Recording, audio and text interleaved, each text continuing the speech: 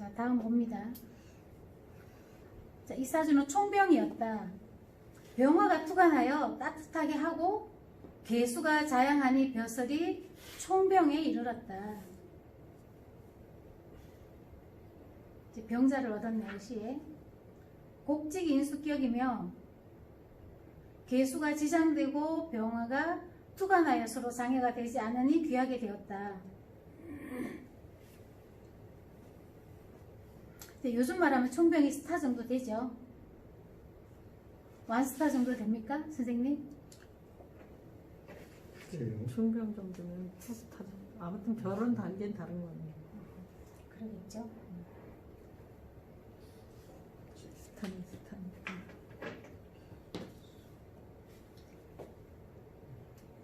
여기 묘미가 있고 인이 있네요. 인묘가 있고.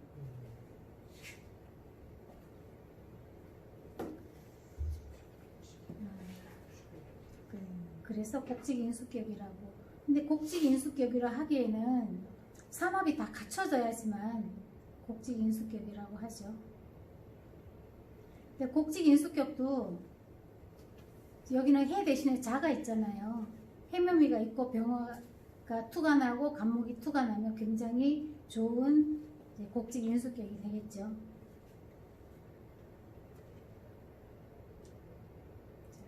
다음 예문입니다. 곡직인수격인데 경금이 투관하여 파격이다. 동방운을 만나지 못하였으니 보살것없는 한사였다. 한가한 선비다 이거죠. 한가한 선비는 이제 성진 이런 거는 좀 어렵고 선비지만 한가한 한직에 있는 사람이다라고 보면 되겠죠. 지지의 해묘미가 모두 있고 개수가 투관하여 곡직인수격이다. 위 명조보다 순수한데 운이 서복방을 행하니 전패하였다. 대운에서 해무미를 다 갖추고도 사람은 착하고 인품은 갖추었으나 운이 안 도와줬네요. 그리고 경금이 투관해서 합격이에요. 여기는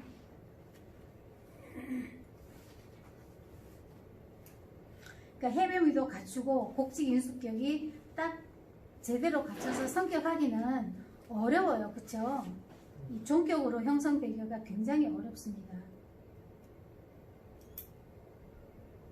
그럼 이 사주가 이 곡직에서 요 사주가 앞에 그 총경사주보다 사주 자체의 격은 좀 맑다 이렇게 볼 수가 있는 건가요? 운을 못 만. 경금 때문에 파격이죠.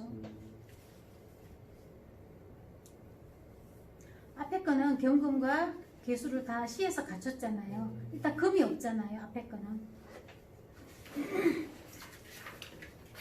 금이 없으니까 총병까지 올라갈 수 있었고 여기는 금이 있어서 합격이 됐다는 거죠.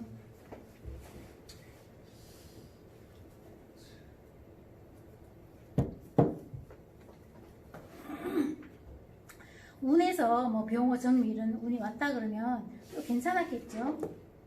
운이 뭐 임자 신해 뭐 이렇게 가네요. 와 수가 세게 들어오네. 여명 같으면 괜찮았을 거예요.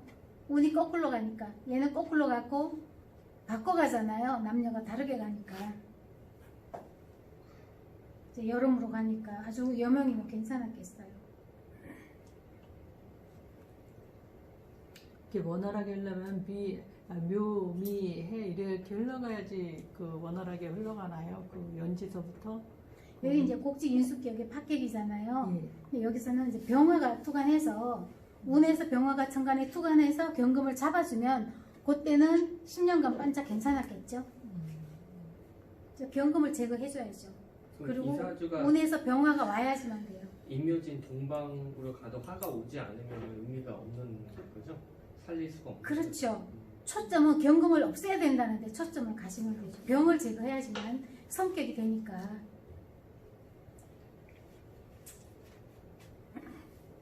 자, 다음 사주예요. 밖에서는 장수였고 안에서는 재상이었다. 연주의 병화가 신금을 합거하니 지지에 방국이 모두 있지 않아도 기세가 순수하다. 여기서는 신금을 잡아줬다는 거예요. 병화가 두 개 떠서 하나는 내가 쓰고 하나는 신금을 잡아주고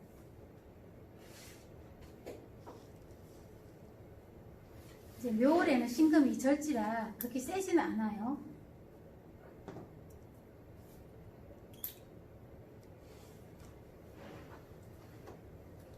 시주에 병화가 빛을 뿌리고 지지에는 개수가 자유나니 자연이 귀하였다.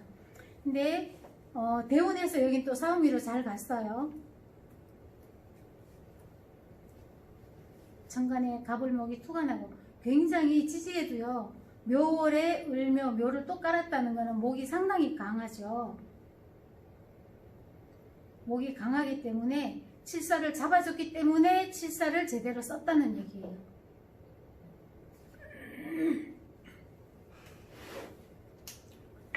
전에도 이런 말을 하니까 아니 관사를 잡아주고 못 썼는데 왜 제대로 썼다 그러냐고 좀 그런 분들 계세요. 초보자분들은 안 좋은 건 잡아줘야만 좋게 쓸 수가 있어요.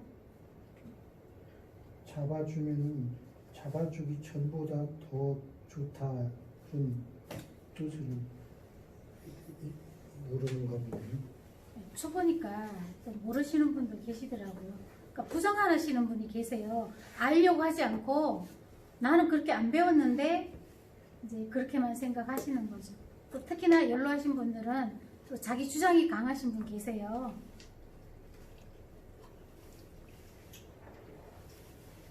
근데 왕초보들은 좀 어려워하긴 하시더라고요. 그리고 이제 을목일주 사주는 경금, 신금이 이제 좋을 수도 있지만은 이렇게 잡아줘서 좋을 수는 있는데 잡아주지 않는 경우가 많잖아요. 잡아주지 않으면 네. 격이 그러니까, 떨어졌죠. 결론은 이제 이 을목일주들은 이제 자식성이 그렇게 좋지는 않을 수도 있다 이렇게 확률적으로 그렇게 봐도 되겠네요. 자식성이요? 네. 경금, 신금이 이제 자식성으로 봤을 때 직장성, 자식성으로도 보잖아요. 이제 경금을 좋게 쓰려면 네. 근데 팔자 이렇게 이제 합으로 이루어지지 않는 또 이상 용신이 활발하면 용신으로. 예, 용신으로 자식을 용신으로 보죠. 보면 자식을 보니까. 예,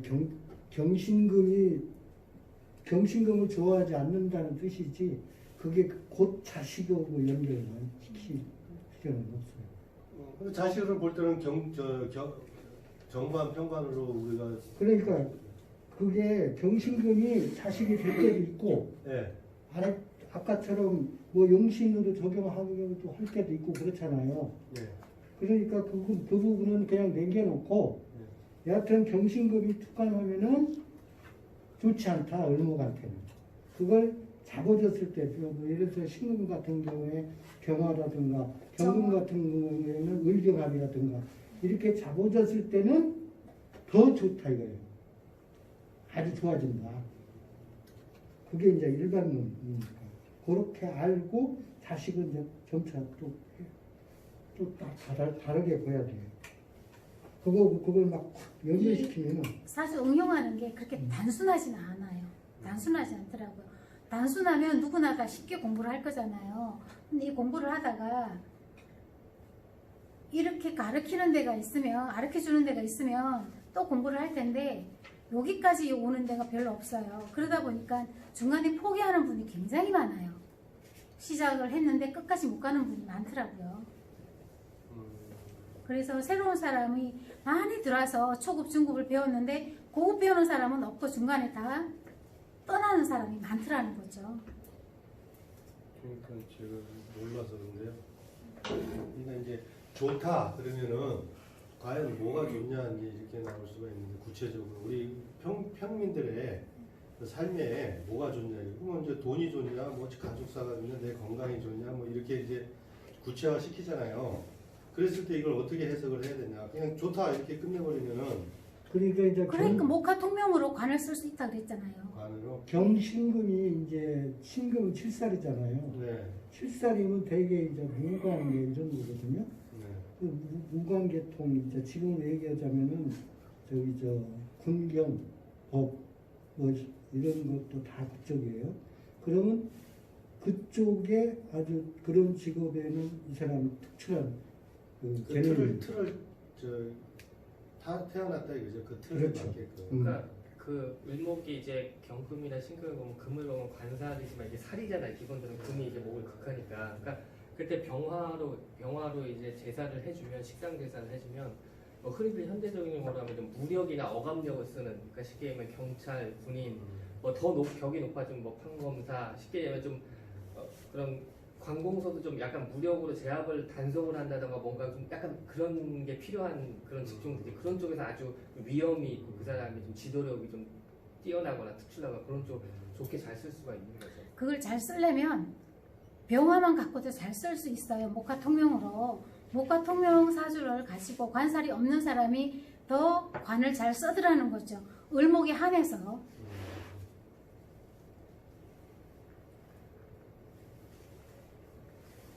그러니까 을목이 경금 식금을 안 받아 병화만 받은 목화 통명이 되니까 그거 관이 없어도 있는 것처럼 쓸 수 있다. 그걸로 관을 쓰는 거죠. 관을 쓸 수가 있다는 거죠. 아니 식상으로 무슨 관을 써 그러고 이해를 못 하시는 분이 계세요. 그런데 지금 초보자들은. 말씀하시는 것은 좋다겠는데 무엇이 좋다는 얘기냐 이제 이걸 모르셨습니까?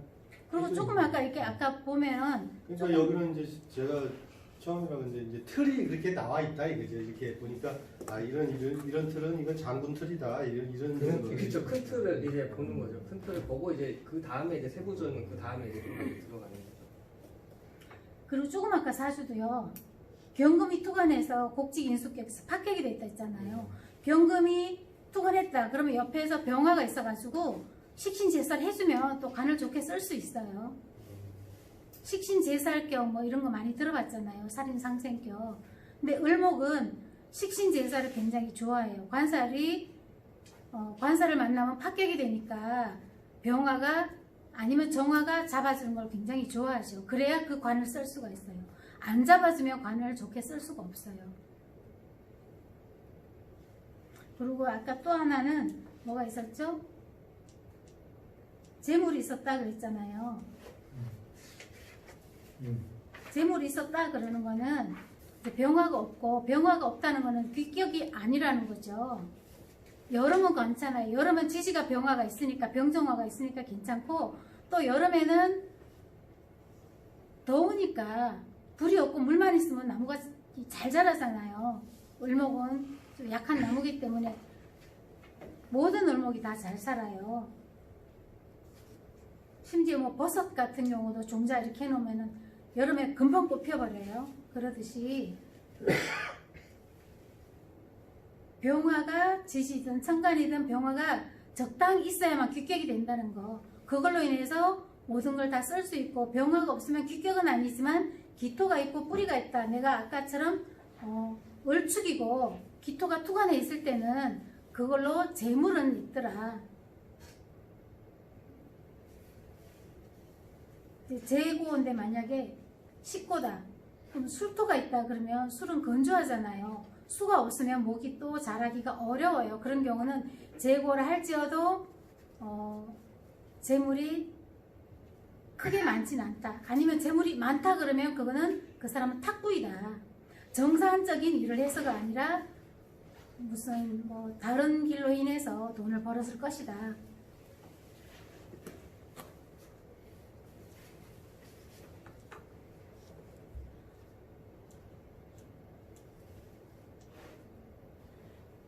이거죠.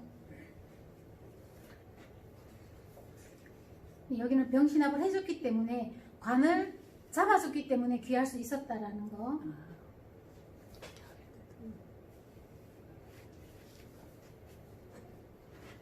또 묘월에는 관살이 투관해도 곡직 인수격 같은 경우는 그 격을 파격시켰지만 다르게는 그냥 그걸 하면은 또 쓸 수 있어요. 다른 또 오행으로 해서 그렇게 어렵지 않게 살아갈 수 있다는 얘기죠.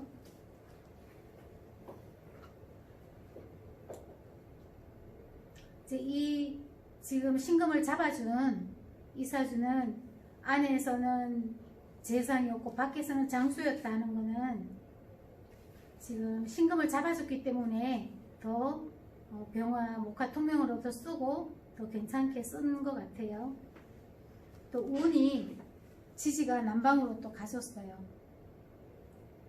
간목이 있어서 등락해가 또 했어요. 그렇기 때문에 굉장히 괜찮았고요. 병신 종류도 신금이 지지에 대운이 왔지만 위에서 병정화가 오면 또 눌러주잖아요.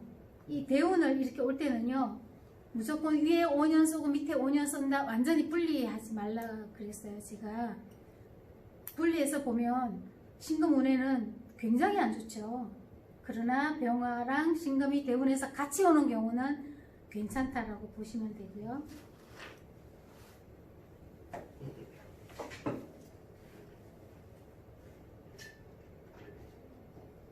이런 경우 만약 지지에 경신금이 있었다면 제거할 방법이 없으니 파격으로 귀하지 못하였을 것이다.